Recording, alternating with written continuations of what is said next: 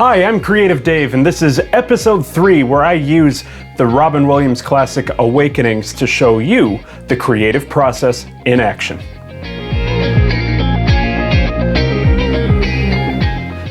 This is episode 3 in a series where I look at creative moments in film and television and use them to teach you about creativity. Now, back in episode 1, I used the movie Awakenings to teach about curiosity. But when I was watching it, I realized I could probably do an entire episode just on this film because it is an awesome example of the creative process in action.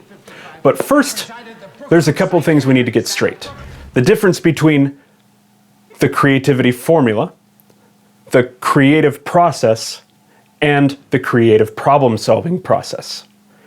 These are 3 different ways of approaching creativity, and they allow us to study different parts of the creative process.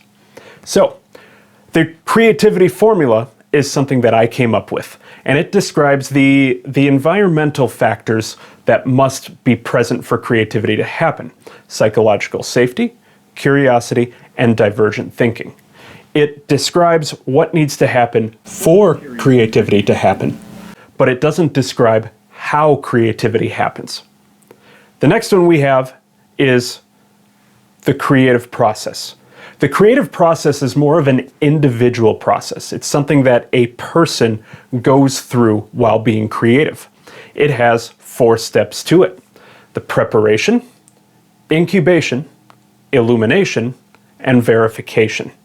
Again, many people might do this without even realizing it. If you can learn how to go through this process repeatedly, if you can learn to harness it, then it becomes something that you can use to increase your own creative output. But again, the creative thinking process is more of an individual process versus the creative problem-solving process. This is more of an institutional process, something that an organization or a workplace or a school classroom might put into place to organize the creative efforts of a group of people. That has 4 stages as well. But again, this is for a group of people. It's a process that's been in place since the 1940s, harnessing the creative efforts of a group solving a specific problem. So, the creative thinking process and the creative problem-solving process. For this episode, we're going to look at the creative thinking process through the actions of Dr. Sawyer from Awakenings. So, without much further delay, let's turn to the film. They're crime.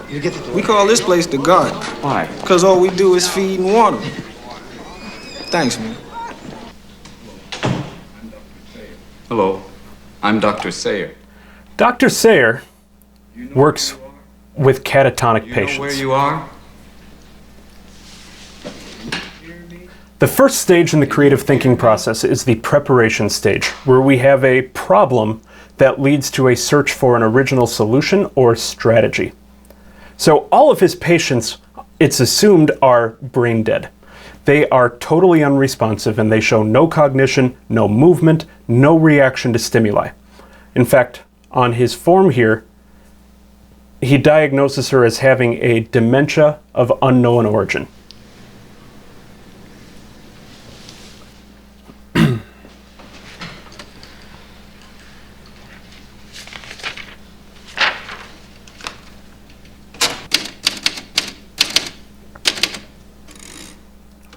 But then he notices, as she fell over, she protected her glasses. And so now we have a problem. Are they conscious? And if so, how can we treat them beyond, as the orderly said, just feeding and watering them?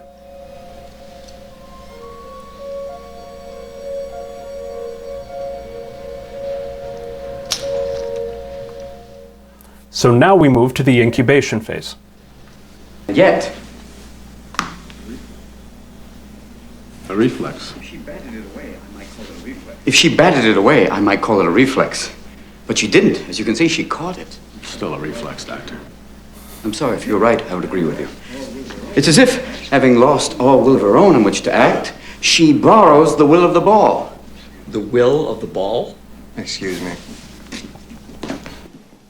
The incubation phase is a search for the solution. Sometimes this is a conscious effort where we're actively working and searching for a solution, and we do this through curiosity and divergent thinking.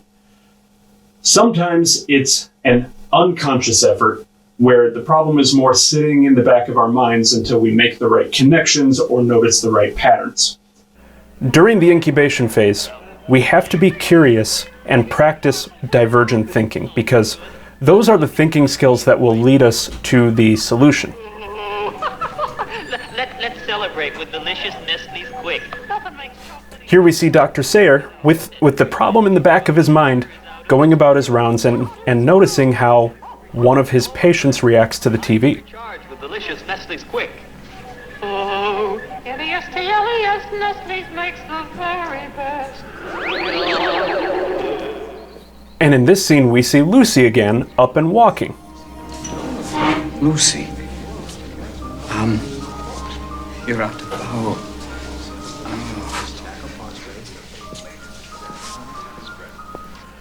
And so again, he's searching for a solution about how to reach these patients, but he's not sure what it is yet.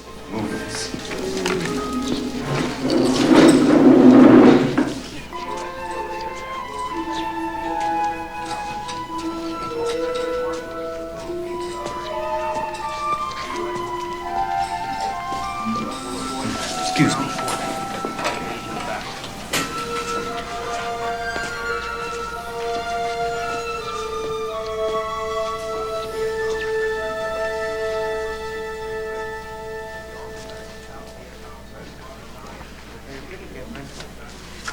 Lucy, you're almost there. Come on. Wait. Lucy. He sees different stimuli, different behaviors, patterns, pieces of patterns, but he just can't quite put it all together.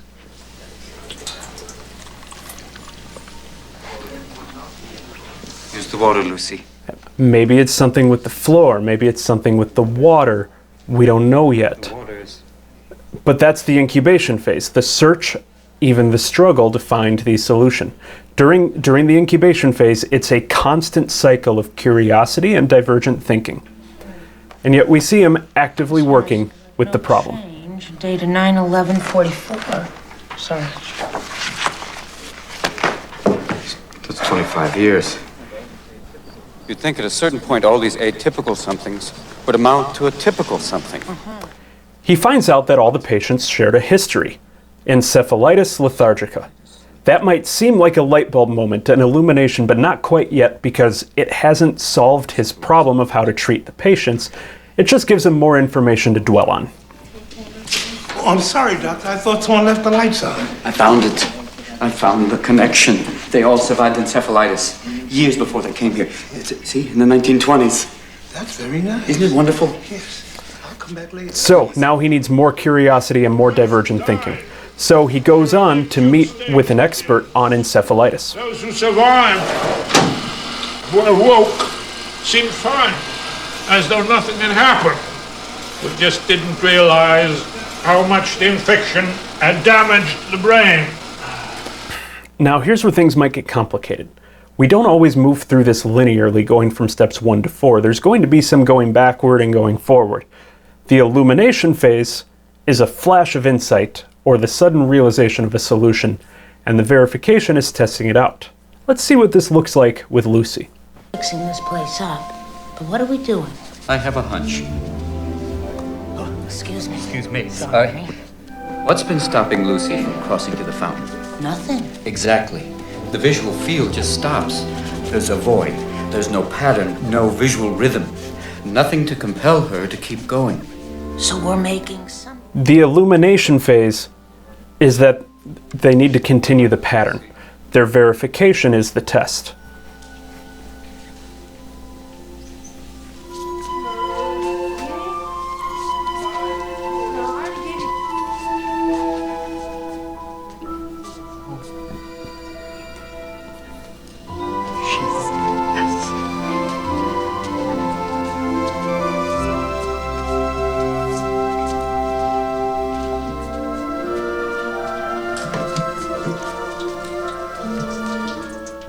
And while it gets Lucy to the window, he realizes that there is still more to the problem. And so we're back to incubation.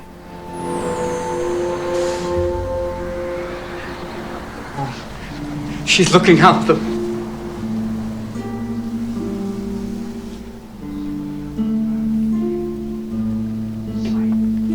Where's the Monica? Where is it? This is the right issue. This is the last. Well, if we're studying a brain disease, let's study the brain. Guys, this is my favorite scene in the entire film. I'm just gonna watch.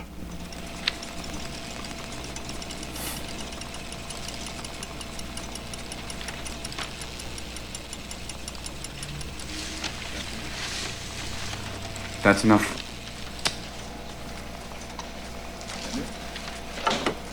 Leonard? All right, Leonard. We're finished.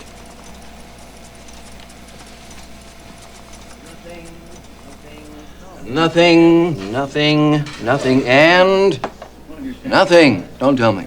It's one of your statues. Exactly. How did I guess that? Pass the salt. What about this? What do you mean, this? It's a strobe. You're wrong. All of this before is the strobe. This is me saying his name to him. Oh. Excuse me. Oh man, I love that scene. Okay, I've gone on long enough. There's so many incredible moments in this film, but what's important to remember about the incubation, illumination, verification cycle is that sometimes it's quick, minutes or hours. Other times it's days, weeks, months, years before a solution is found. And that's why curiosity and divergent thinking are so important, because that's what you're doing during the incubation phase, and it's the connections that you make at that time that are going to help you find the solution. So now, let's get to the big illumination.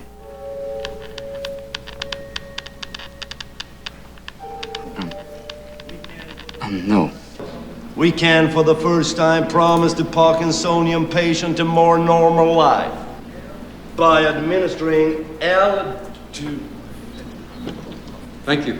Yes, I'm very curious about this drug, and I wonder if you've come across anyone who might have had... Excuse me, Dr. Sawyer. I'm curious if you've come across any patients with encephalitis. After I'm through, Dr. Sawyer, if you wouldn't mind. Do you think a simple Parkinsonian tremor taken to its furthest extreme would appear as no tremor at all?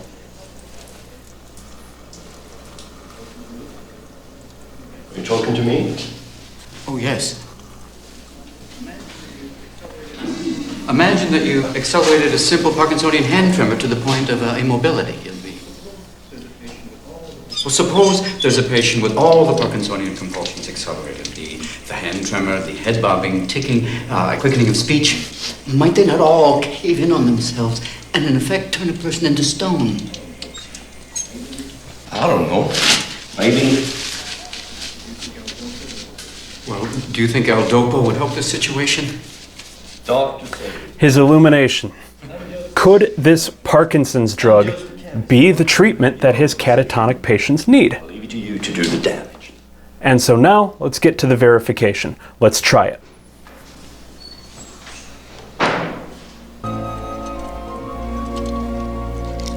$500 milligrams. He gives it to just one patient, Leonard, and it takes them a couple tries to get the dosage correct. They go 100 milligrams, 500 milligrams, 1,000 milligrams, giving it to him in orange juice and then in milk. So that's part of the verification phase, right? Let's verify it that it works. But it works.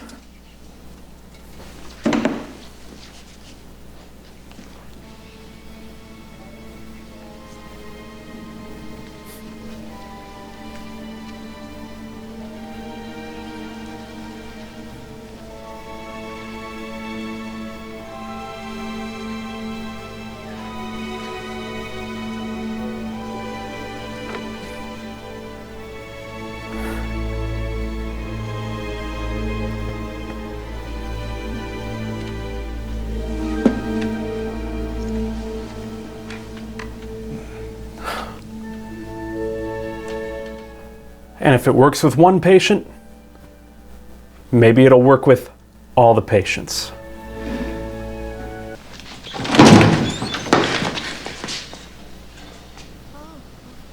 Das bist so toll.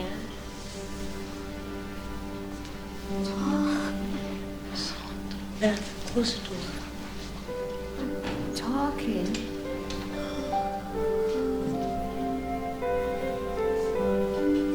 Light. I'm Rose. I'm gonna stand up. Hello?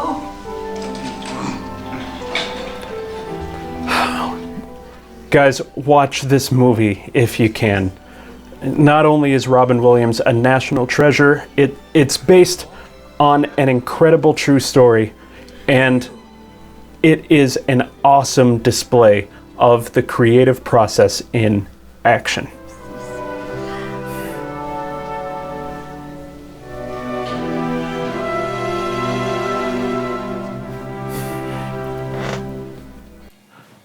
I cannot preach enough that the creative process is something that you can get better at with practice.